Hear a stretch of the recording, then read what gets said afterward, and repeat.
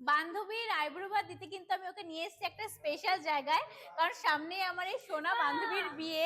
কি না বলতে বিয়াঙ্কার বিয়ে তো বল, তার জন্য আইব্রো ভাত দিতে আজকে ওকে নিয়ে এসেছি।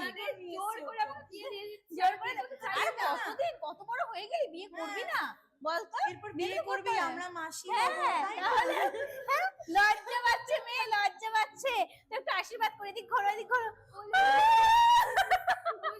আর গানটা কর, গানটা না এইভাবে, লাজে রাঙা হলো কোনে বগো, মালা বদলাবে এই রাতে।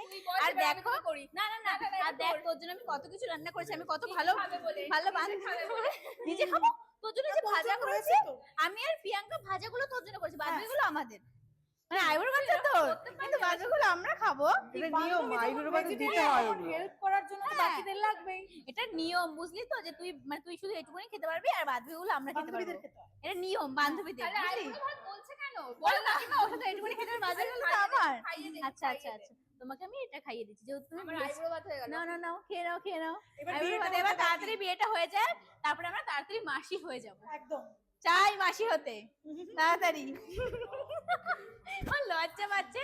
যাই হোক, বান্ধবীর আইবুড়ো পাতে কিন্তু আমি সুন্দর একটা শাড়ি পরেছি, যেটা আমি মিশো থেকে নিয়েছি। শুধু শাড়ি না, ব্লাউজ, জুয়েলারি সব মিশো থেকে নেওয়া। লিংক কমেন্টে দিয়ে রাখবো। আর বান্ধবীকে সুন্দর একটা ড্রেস গিফট করেছি আমি।